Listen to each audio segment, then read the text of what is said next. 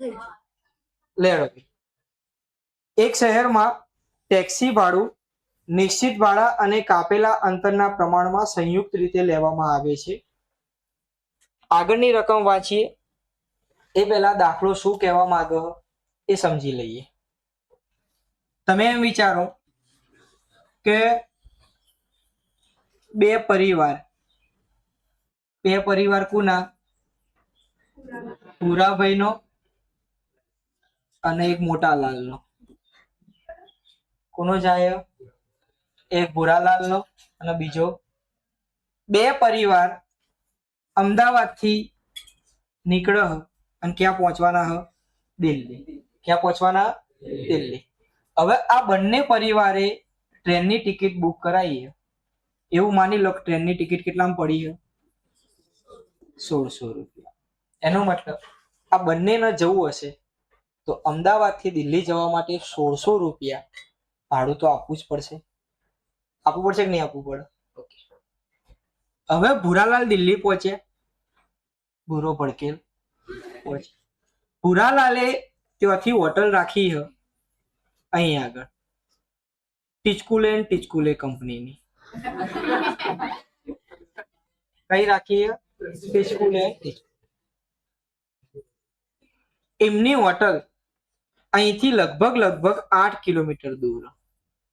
કેટલી દૂર? અને મોટાલાલે મોટું અંતર રાખ્યું. હવે કઈ રાખશો એમને? ઝૂલેલાલ. કઈ રાખીએ? ઝૂલેલાલ હોટલ રાખીએ. એમની હોટલ દૂર હ લગભગ 15 કિલોમીટર. હવે દિલ્હી પહોંચશે ત્યાં સુધી બંનેનું ભાડું કેટલું હશે? એમાં કોઈ ફેર પડશે? પણ દિલ્હી જઈને એમના બિસ્તરા પોટલા ઉપાડીને તો જવું પડશે કે નહીં જવું પડે? તો એમને શું કરવું પડશે?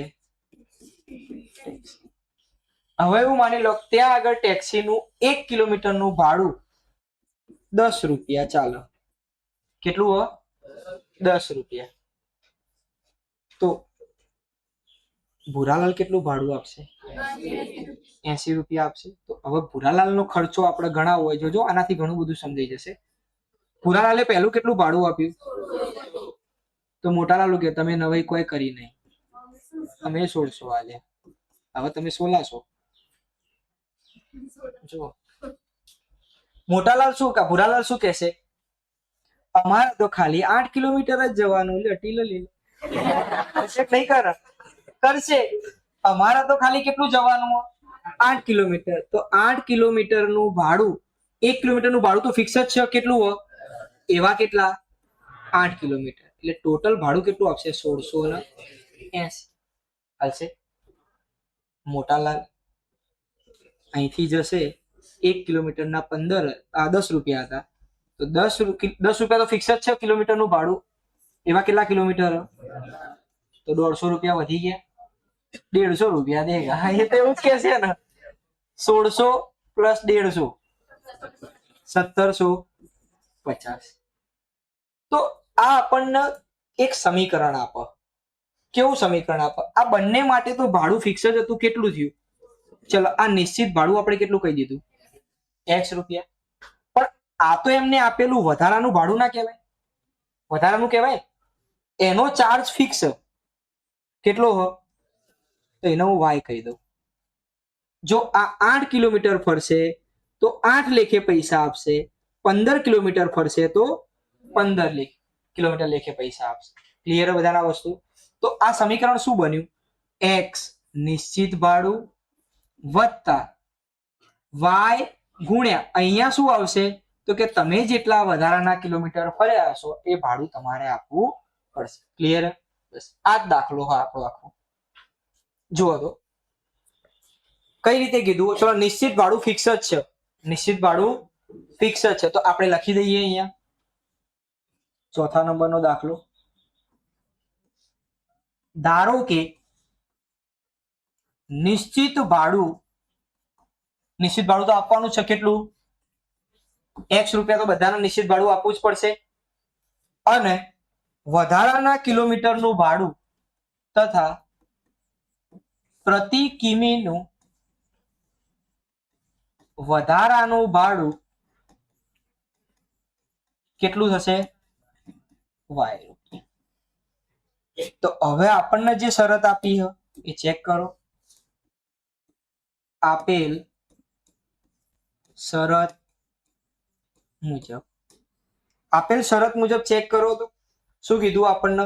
10 કિલોમીટરના અંતર માટે 105 રૂપિયા. આ 10 કિલોમીટર કયા હ? વધારાના. નિશ્ચિત ભાડું તો નક્કી જ છે. કેટલું નિશ્ચિત ભાડું? x. ચલો x બંને સમીકરણ માટે x રૂપિયા તો નિશ્ચિત ભાડું થઈ ગયું.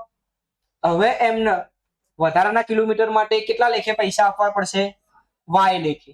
તો એમાં ઉમેરાશે એટલા. y ઉમેરાશે. ચલો પહેલું કેટલું ફરક જુઓ તો 10 કિલોમીટર વધારાના ફરક, તો કેટલા y થશે? એનો કુલ ખર્ચો કેટલો આપો? 105 રૂપિયા. બીજું શું કીધું આપણને? 15 કિલોમીટરની મુસાફરી. જો 15 કિલોમીટર ફરે તો 15 કિલોમીટરનું વધારાનું ભાડું કેટલું થશે? 15y થશે. કેટલા રૂપિયા આપ્યા? 155. આ સમીકરણ. હવે આદેશ. સમીકરણ 1 માં x નો આદેશ. ચલો x નો આદેશ લો. x ને કરતા કરીએ તો આ 105 માઇનસ સમીકરણ હશે. સમીકરણ 3 ની કિંમત સમીકરણ જેમાંથી આદેશ લીધો એમાં મૂકવાની નહીં, એના સિવાયમાં એટલે 2 માં મૂકતા. દેડો મૂકો કિંમત. x ની કિંમત અહીંયા મૂકો. x ની જગ્યાએ 105 માઇનસ 10y મૂકો. 105 માઇનસ 10y પાછળનું પૂંછડું એમ નહીં વત્તા 15y બરાબર 155. સાદું રૂપ. 15 માંથી 10 જાય 5y. આ 105 બરાબર ની પેલી બાજુ જાય તો માઇનસ થાય. 155 માંથી 105 બાદ કરીએ તો 50 વધ્યા. તો y બરાબર 10 રૂપિયા. હવે આપણે x જાણવાનું. તો x જાણવા માટે શું કરીશું? ફરી પાછા સમીકરણ 3 માં મૂકી દઈએ કિંમત. x ની કિંમત સમીકરણ y ની કિંમત સમીકરણ 3 માં મૂકતા. ચલો મૂકો. અહીંયા x બરાબર 105 માઇનસ 10 ગુણ્યા તો શું થશે? 105 માઇનસ 100. એટલે નિશ્ચિત ભાડું કેટલું થઈ ગયું? 5 રૂપિયા થઈ ગયું. હવે આપણને આગળ દાખલામાં એવું કહ્યું કે જો 25 કિલોમીટરની વધારાની મુસાફરી કરે તો કેટલું ભાડું આપવું પડશે? કેટલાની કીધી? 25 કિલોમીટર. જો 10 કિલોમીટર હતી તો કેટલા y થયા? 10y. 15 હતા તો 25 કિલોમીટર માટે લખવું હોય તો 25 કિલોમીટરની મુસાફરી માટે આપવું પડતું ભાડું. ચલો એ લખવું હોય તો કઈ રીતે લખાશે? નિશ્ચિત ભાડું તો નક્કી જ છે. કેટલું? x. 10 કિલોમીટર વધારે ફર્યા તો 10y. 15 ફર્યા તો 25 ફર્યો તો 25y. x અને y બંને જાણીએ. અહીં આપણે x કેટલો વત્તા 25, y કેટલો 10, 5 વત્તા 250, 250. છેલ્લે ફરજિયાત આ લખી દેવાનું. આમ નિશ્ચિત ભાડું 5 રૂપિયા x હશે નિશ્ચિત ભાડું એટલે, તથા પ્રતિ કિમીનું ભાડું 10 રૂપિયા અને 25 કિમીનું ભાડું 255 રૂપિયા આવડશે. એના પછી પાંચમો આયા ને એક અપૂર્ણાંકના અંશ અને છેદ બંનેમાં 2 ઉમેરતા 9/11 બને છે. અપૂર્ણાંકના અંશ અને છેદ બંનેમાં 3 ઉમેરતા 5/6 બને છે. તો તે અપૂર્ણાંક શોધો. અપૂર્ણાંકના ઉપરના ભાગે અંશ હોય, નીચેના ભાગે છેદ હોય. તો અંશ આપણે જાણીએ ના, અંશનો શું કહી દઈશું? x. છેદનો શું કહીશું? y. ધારી લઈએ. ધારો કે અપૂર્ણાંકનો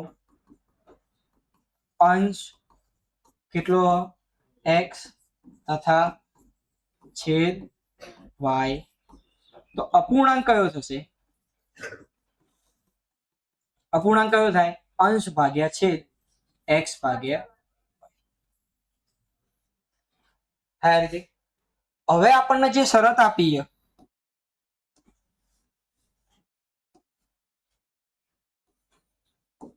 આપેલ શરત મુજબ પહેલી શરતમાં શું કીધું? અંશમાં કેટલા ઉમેરવાના? અંશ અને છેદ બંનેમાં 2 ઉમેરો. ચલો, અંશ x હતો એમાં 2 ઉમેરો, છેદ y એમાં 2 ઉમેરો. કેટલા થાય? 9/11. ચોકડીને 2 નવડાવી દો, થશે? એક ડબલું વેડો, 11 આ બાદ જાય, 11 x વત્તા આખું અમથું ઉપર જાય 9 y વત્તા ગુણાકાર કરો, 11x 22 9y વત્તા આ જાતે જ બોલો 9y એ ના બોલ્યું, આપણે કઈ કીધું 11x માઇનસ 9y આ અમથું આ બાદ લઈ જાઓ, વત્તા 4 થઈ જાય, 22 માંથી 18 જાય તો સમીકરણ. તથા આપણને હવે કેટલા ઉમેરવાના? કયા? બીજી શરતમાં અંશ અને છેદ બંનેમાં કેટલા ઉમેરવાના? 3 ઉમેરવાના.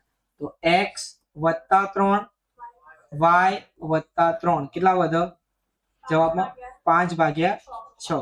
ફરી પાછા ચોકડી બેહાડો, નવડાવો, 6x વત્તા 3 5y વત્તા 3 6x 6 તરી 5y 5 તરી 15. જવા દો બધું. 6x માઇનસ 5y 15 બાદ કરો 18 માંથી તો 3 બરાબર 0. સમીકરણ. ગમે તે એક સમીકરણમાં આદેશ લઈએ. ચલો આ વખતે સમીકરણ 2 માંથી લઈએ. સમીકરણ 2 માં x નો આદેશ લેતા x ને કરતા કરો.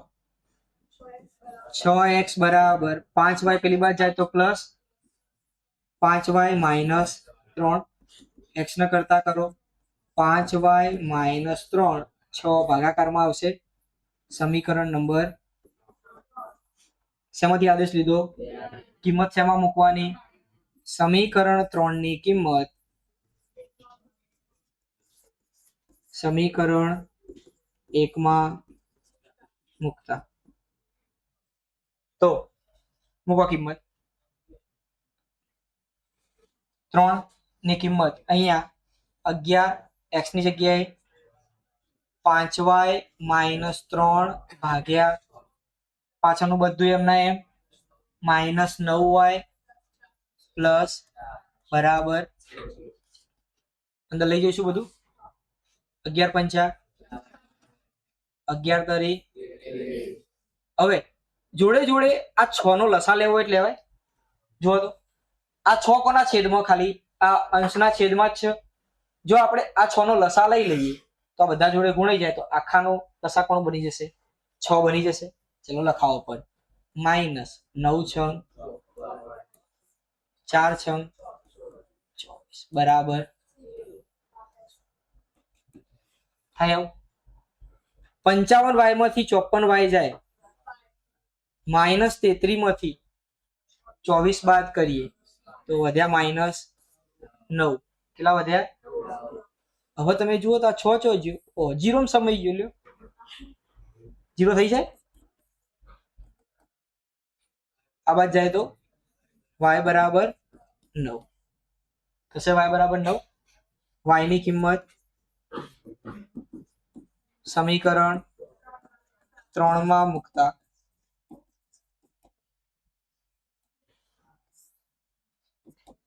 મૂકો. ચલો x બરાબર 5 y ની જગ્યાએ માઇનસ ભાગ્યા 9 પંચા માઇનસ ભાગ્યા 42 ભાગ્યા 6 સિત્તા થશે. આમ માંગેલ અપૂર્ણાંક, જુઓ તો અપૂર્ણાંક નો અંશ કયો હો? 6. છેદ કયો હો? કયો થશે? 6 ભાગ્યા 7 ભાગ્યા 9. આવડે?